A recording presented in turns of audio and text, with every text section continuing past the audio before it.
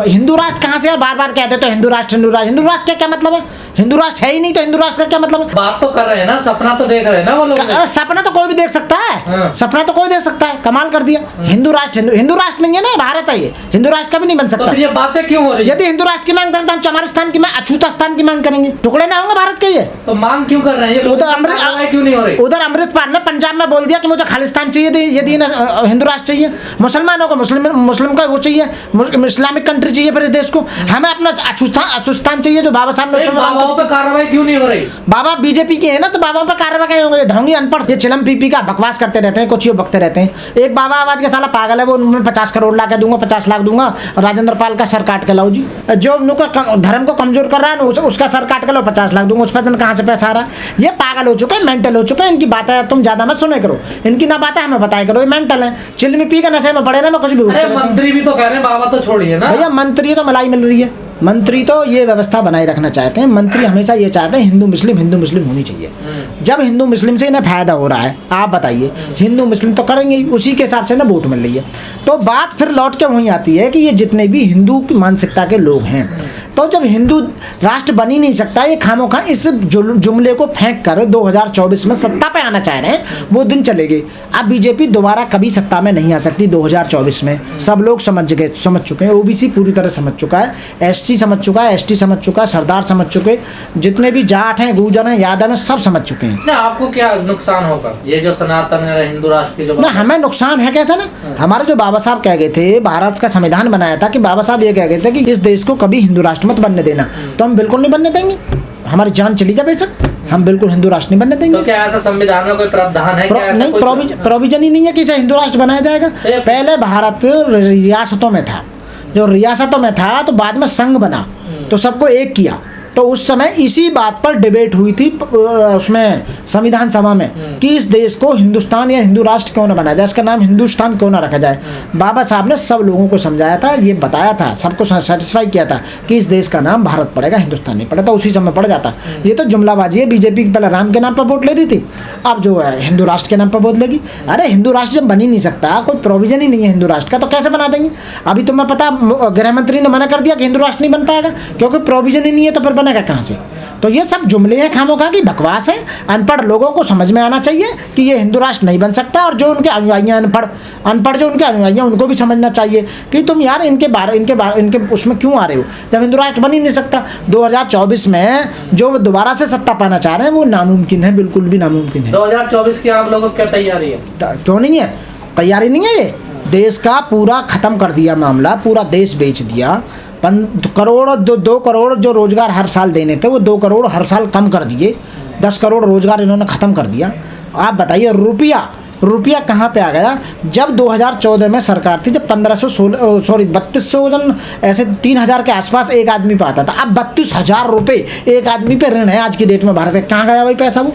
आप बताइए। Reserve bank का जो सोना था वो कहाँ चला गया बताइए आप? नई जो पॉलिसी तुम्हारी नोट छापने में वो कहाँ चलेगी तुम्हारी बताइए? काला धन कहाँ चला गया बताइए? सारे तुमने जितने भी इंस्टीट्यूशन है, संस्थान है, तैयारी है 2024 को लेकर आपकी पार्टी की? हमारी पार्टी की पूरी तैयारी है। कमाल कर दी। जितने भी विपक्षी दल हैं वो सब एक हो रहे हैं इस समय, और उनका सबका एक ही मकसद है कि इस बीजेपी को सत्ता से बाहर करना। कहाँ एक हो रहे? सारे अलग अलग नहीं, बिल्कुल अलग नहीं हो रहे, सारे एक मंच पे आ रहे हैं। आप देख भी रहे होंगे इस समय। आज जो अब वो चल रहा है सेशन, तो सेशन में भी वो सारे के सारे एक होकर और ईडी सीबीआई और बाहर आके धरना प्रदर्शन दे रहे हैं। ईडी सीबीआई के नहीं, जेपीसी की मांग कर रहे हैं। वो ज्वाइंट पार्लियामेंट्री कमेटी की मांग कर रहे हैं कि ये अडानी ने जो देश को बर्बाद कर दिया, सब कुछ तुमने अडानी।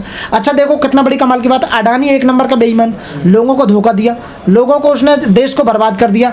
आप बताइए पूरी बीजेपी, पूरी सरकार उसे बचाने के चक्कर में क्यों लग रही है? प्रधानमंत्री क्यों बचाने में लगना है? यदि तुम्हारी कोई हिस्सेदारी नहीं है तो बताइए आप क्यों नहीं जेपीसी बना रहे? बता नहीं रहे, बताइए। उनके बारे में एक शब्द नहीं बोल रहे आप, बताइए क्या कर रहे हो ये जो कुछ बताइए आप। उन्होंने कुछ गलत थोड़ा किया अडानी ने पूरे देश का भट्टा बैठा दिया। तुम क्या बात करो? तो शुक्र करो कि जो 3 कृषि कानून आए थे वो अडानी तक नहीं पहुंच पाए। कहने का मतलब है जो उनके अपने गोदाम बनाए थे ना, वो खाली के खाली रह गए, वो वापस ले लिए। यानी जितनी भी जमीन जायदाद थी ना इनके, बेचारे किसान थे छोटे मोटे, सब नौकर बन जाते हैं। अब तो मोहन भागवत आपकी लड़ाई लड़ने, मोहन भागवत जी कभी नहीं। वो सब अच्छा जब चुनाव आता जब भी हमारी लड़ाई लड़ते, चुनाव के बाद में लड़ाई नहीं लड़ते। क्या बात है? इसका मतलब ये है कि SC ST OBC माइनॉरिटीज को बहका के वोट लेना चाह रहे हो, उसका मतलब और तो कुछ नहीं है। अभी तक कहा जाता है कि आरक्षण की समीक्षा होनी चाहिए, अब वो कह रहे हैं कि इनकी जो धर्म ग्रंथ है इनकी समीक्षा। आरक्षण की बात करते हैं बार बार, आरक्षण का मतलब है प्रेजेंटेशन। हमारा हर जगह रिप्रेजेंटेड होना चाहिए। हमारा कहाँ है बताइए? अभी मैं एक वो देख रहा था तो उसमें यूनिवर्सिटी में 187 पद में से 2 SC के हैं, बाकी सब जनरल के हैं। कमाल की बात देखो। पढ़े लिखे नहीं है आप लोग? पढ़े लिखे लोग क्यों नहीं, बहुत पढ़े लिखे लोग हैं, करोड़ों लोग घूम रहे हैं PhD करे हुए, लाखों लोग PhD M.Tech B.Tech MBBS। योग्य लोग मिल ही नहीं रहे। वो तो ऐसा है कि हम वहाँ बैठ जाएंगे तो हम कहने लगे योग्य यही नहीं है। तो बताइए कि मंदिर में जो पुजारी 100% रिजर्वेशन बैठा है, क्या उसके लिए योग्यता की जरूरत है? क्या आप बताइए। आप चमार लिखिए अपने नाम के पीछे। हाँ बिल्कुल, मैं देख रहा था, मैंने अखबार में पढ़ा था, बिल्कुल आप सही कह रहे हो। आप बताइए कि किसी को भी कोई भी यानी कि जो गोत्र लगाते हैं अपने नाम के पीछे, कोई भी लगा सकता है। ऐसा कोई कानून नहीं है कि मैं अपने नाम के पीछे गोयल, गुप्ता, वर्मा, शर्मा, पंडित कुछ नहीं लगा सकता।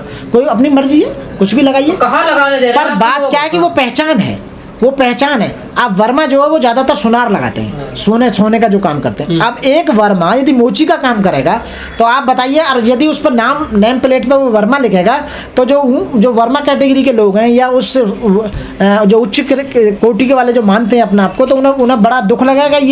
ये चमारों का काम है, ये मोची का काम है ये काम करने का, तुम वर्मा क्यों कर रहे हो? तो यदि इस काम को करते हो तो हटाओ। तो इसलिए उसे धमकाया, जो गलत है, बिल्कुल पूरी तरह से गलत है। उसने कहा भी है कि मैंने उस पर नेम प्लेट ढक लिया था उसने, ताकि लोगों को पता ना चले कि वर्मा जो है ये जूती गांठने का या जूते गांठने का काम कर रहा है। जिस वकील साहब ने उसे धमकाया वो गलत है, उनके खिलाफ कानून कार्रवाई होनी चाहिए। कानून इसी देश में तो संविधान चल रहा है, लॉ एंड ऑर्डर, जो लॉ एंड ऑर्डर है, जो कॉन्स्टिट्यूशन है, वो यही कहता है यदि किसी आदमी पर आप इस तरह का अत्याचार करते हो, आरोप लगाते हो, तो वो आप जो है उसमें FIR दर्ज होनी चाहिए। तो वकील साहब जो कर रहे हैं वो गलत कर रहे हैं बिल्कुल। आजादी 75 साल हो गए, दलित ना मुंह चढ़ सकता है ना घोड़ी पर चढ़ सकता है। वो जो दलितों की जिनकी बात कर रहे हो ना, वो दलित नहीं है, वो जिंदा लाश घूम रही हैं, उनके खून में पानी हो चुका है।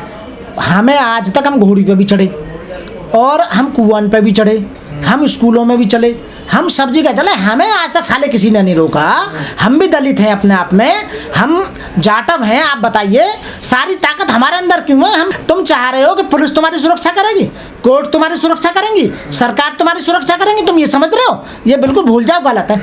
ना तुम्हारी सरकार करे, सरकार भूल जाओ, ना तुम्हारा कोर्ट करे, कोर्ट भूल जाओ, जितने पुलिस है वो तुम्हारे फेवर ना करें, बल्कि जाति देख के काम हो रहा है। हिंसा करें आदमी। हिंसा ना, मैं हिंसा की बात नहीं कर, डिफेंसिव की बात कर रहा हूं मैं।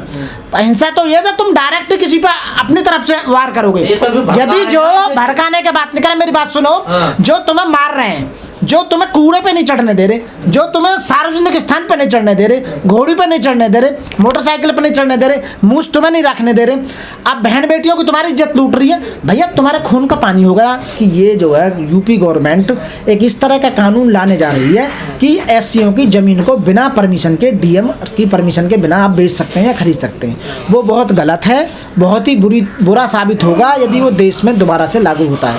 पहले था, बहन जी ने उन्हें उस पर जो भाजी गवर्नमेंट ने रोक लगाई थी, इसलिए रोक लगाई थी कि SCओं पे ज़मीन बहुत कम है और वो भी SC की ज़मीन SC खरीदेगा, ये रूल है। आप बताइए जब वो ज़मीन खरीदने लगेंगे तो हमें बर्बाद ना कर दिया जाएगा, बताइए। तो इसीलिए वो बर्बाद करने की पूरी हमें साजिश है।